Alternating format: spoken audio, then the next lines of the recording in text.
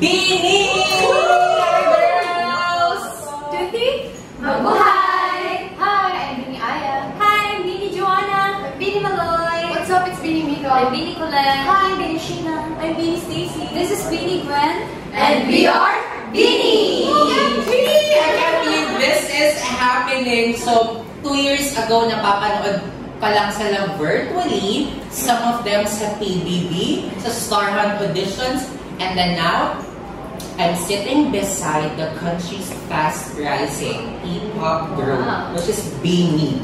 So my first question to you girls, how does it feel na for the first time, nakapunta kayo dito sa Davao, nakapag-perform kayo face-to-face, and then naka-meet and greet ninyo yung Song of the Blues? Kasi, if I'm not mistaken, nakapag-Davao kayo before, but for quarantine purposes. This time, nag-perform na talaga kayo. So, how does it feel na naramdaman ninyo in flesh, nakita niyo in flesh ang mga Blues? And did you expect, honestly, na you have supporters here in Davao? Actually po, a week before today po, sinabi sa amin na pupunta po kami ng Davao. Tapos, yun po, syempre may kabang ako sa amin na parang may manonood kaya sa amin po. Tapos parang may kaba din na kaya na po ba namin ng more show talaga na Bini lang, na walang kasamang ibang artist po. Though meron naman po mga Blues talaga na pumupunta ng Manila na taga Davao, pero iilan lang din po kasi. So, ayun, napunta po kami sa Davao. Grabe, nakakaano siya kasi naggala po talaga kami sa mall na to bago po mag-perform. Pero yun nga, kahit wala po kaming ayos, nakamask kami. Tapos iwahiwalay pa po kami kanina, may mga nakakakilala po, nagpapapicture na po. Tapos, yun, nakakakilala. Actually, kayo nagtataas. It was amazing po syempre nakapag-perform po. Like, hindi na po virtually kasi po, laking pandemic po kami. Like, hindi po kami kalagitnaan ng pinaka-strict na era po ng lockdown. So talagang wala kami nakikitang Blooms po and pinapangarap lang po namin ito makapag-more show, lumipad together po. And hindi lang po syempre internationally, pero syempre here nationally. And it was amazing po. And grabe yung mga chance nila and nakakabighani pakinggan yun in person. Nakakabighani. So, Blooms, please excuse my face na namumula kasi nakakakilit at nakaka-starstruck ang Bini at hindi papasa ang mukha ko. So, ang lilikit ng face nila, guys. How does it feel na ngayon, you are now the source of inspiration to many, especially sa mga kabataan? It's very touching po because we're just the same as like them because we came from normal lives, we came from normal dreams, but then we auditioned and we just wanted to try things out. So we really feel as if our world has changed because it feels different when someone looks up to you and it makes you feel a sense of responsibility that you want to do better and be better for them. Saka yun talaga yung goal ng Bini na lahat ng pinaproduce po namin song, may mapupulot po talaga sila and may empower po talaga sila pag makakinggan nila yung song. And that's all original, guys. And you know what? It is the first time nakita ko sila mag-perform live. And ang first talagang chinek ko is kung kakanta ba talaga sila ng live or recorded siya. Pero oh my gosh, kasi sa AXA performances, virtual shows, in a way, makakonfuse pa sila kung nag-live ba sila or hindi. And I tell you guys, live na live silang kumanta, sumayaw all in one. And that is Bini. Amazing. Okay, so now guys, I would like to ask your advice sa mga kabataan on the following items na siguro relatable sa kanilang lahat. First is, what is your advice sa mga kabataan in terms of discipline? Siguro yung mga sinabi niyo po, isa po talaga yan sa mga kailangan pong ma-inherit o kailangan pong merong trait po yung isang tao mo or gusto mag-audition. Kasi, syempre, pag nagtiwala ka po sa sarili mo, parang yun na yung pinakaunang step sa lahat. Kasi pag naniwala ka sa tuloy-tuloy na yan, na kaya mong gawin to, kahit mahirap, na kahit iniisip mong imposible, magiging posible siya basta maniwala ka sa inyo. And yung pagiging marespeto po sa kahit sino. Kahit na staff man yan or pinakababang tao man yan or sino, kailangan talagang respetuhin natin. Tsaka yung, tsaka the gives a huge role kung ano man yan gagawin mo in life. Kasi kami din po, aside that we were trained for singing and dancing, for me parang yun din yung na-train kami to have the discipline. Kasi kami po dumaan din po kami sa diet po. So you really have to be disciplined that way. Tapos in terms of time and handling a lot of stuff. So, and dahil doon po, dahil nahawakan namin yung discipline na yun. And they really taught us how to have that discipline. Ito po yung naging outcome. We were able to form a lot of great things. So if you really have that, you could make so much of it.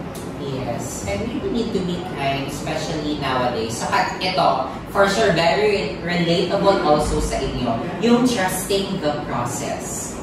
When sometimes we thought na hindi na siya magaganap, hindi na siya mangyayari, hindi ko na siya makakamit, but when we trust the process, everything is really possible. Yes po. Kapag nag-trust po tayo sa process, syempre ganyan din po kami pili since laking pandemic nga po kami, parang may times po na talagang gusto na namin commit up na kaya pa ba natin to. Pero nung nag-uusap po kami na mag-trust pa tayo sa process, habang tumatagal po, talagang may nararating na po ang bini. Parang marami na po kami na-achieve na po namin yung mga gusto po namin, yung mga goals po namin, katulad po ng on show. Kaya, yeah, always trust the process. Yun namang believing in themselves. Kasi we already trusted the process, we already have discipline, we're so kind, we're so good. Pero ang kulang is wala kang believe sa self mo. Feeling ko lang po lahat ng taon may face na mag-feel yun talaga. Kahit ako personally, lalo na ng mga times na yung nga po pandemic, kalabas na sobrang natitest kami, yung itong ginagawa po namin sa mga evaluations. But then, feeling ko doon talaga magsisimula yung lahat. Pag naniwala ka sa sarili mo. Kasi in the first place, pag hindi ka naniwala, paano maniniwala yung ibang tao sa'yo kung ikaw mismo hindi ka naniniwala sa sarili mo? And hindi ka makakarating sa point, sa taas, kung doubt ka sa sarili mo. Dapat ready ka. Correct. And guys, you know what? Every time they answer, I really look closely to their faces because I know this very moment will never happen again because in 1, 2, 3 years, hindi na sila ma-reach. Kasi international na ang bini. So, ito naman, Nika, I'd like to ask you because you had your acting debut sa His Into Her. The phenomenal His Into Her. So, ano yung takeaways mo siguro sa character mo, sa mga natutunan mo sa production process, advices, especially siguro sa mga elders na mga actors na nakasama mo, especially your parents there, mga veteran actors talaga sila. So, siguro overall, your takeaways sa experience mo sa HIH. Pressure. Well, actually, I'm very grateful kasi before I came into HIH, I was in BINI training and then also I learned how to adjust in a different environment. Kasi I was scared nung una pagpasok ng HIH kasi bagong environment. It was so hard for me to adjust in BINI, paano pa sa HIH. But then, I learned in BINI how to adjust and how to handle new people with different attitudes, different cultures. And my takeaway from HIH is that you should really learn how to listen from actors who know better than you. You should always think as if there's always room to improve. Kasi you shouldn't come into a room and think that you already know everything. Because that's the reason on why you're not going to grow anymore. Yes, I love it. And that is the star magic, guys. Imagine, they can sing, they can dance, they can perform. At the same time, they can act pa. So I'm looking forward to other BINIs na mabigyan din ng acting brain. Pero syempre focus muna sa pag-perform sa BINI. Ito, naka-mention na kayo kanina na parang a little bit advice to all star dreamers na baga sa song nyo na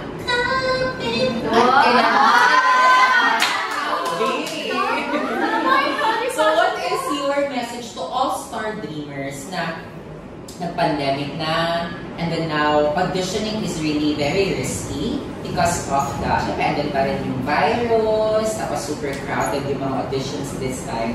So what is your message to all star dreamers na for sure kayong lahat nakaka-relate because pumila kayo, nagutom kayo sa audition, walang pumansin sa inyo sa simula, walang nagpapapicture, walang nakakakilala, walang nag-add sa Facebook, but now, you are the next rising stars. Yes po, sa mga star dreamers out there, huwag na huwag po kayo mawawalan ng pag-asa. Lahat po kaming girls, pinagdaanan po yan. Umila po kami, nagbuto po kami, nagising po kami ng sobrang aga para umila, para makuha yung star na yun. Kaya kayo mga star dreamers dyan, ako, always do your best para makuha yung star na yun. Tsaka tandaan nyo palagi, hindi nyo kailangan maging sobrang magaling pag-auditions. Kasi yun nga, katulad namin, wala namang sobrang magaling sa amin. Nakapasok kami sa Star Hunt po. Pero yun, nadadaan naman siya sa training. Check Saka yung attitude, the will to do things and to keep pushing. Yes, and also, don't pressure yourself to immediately feel as if you're already confident in yourself. Kasi you need to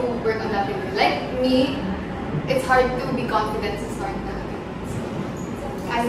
So what can we expect on your second album? Expect the unexpected. I know! Talaga. That's Ibang the flavor. Yeah. Yes po. Sa album po namin na ito talagang maririnig yung iba't ibang genre po ng media. May mga mellow, may drama, OST, meron din sobrang boobs talaga kasi wow, ito na yung sound ng Bini.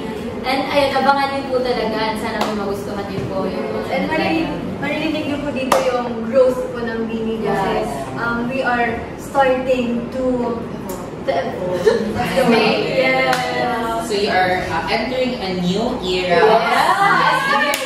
And guys, if you thought you've seen it all, well, mali po kayo because marami pa sila maipapakita. And in fairness to them, again, during their show, I thought isa lang ang kayang mag-rap, I thought isa lang ang kayang gumawa nito. But no, all of them can do it equally, beautifully. They are Bini.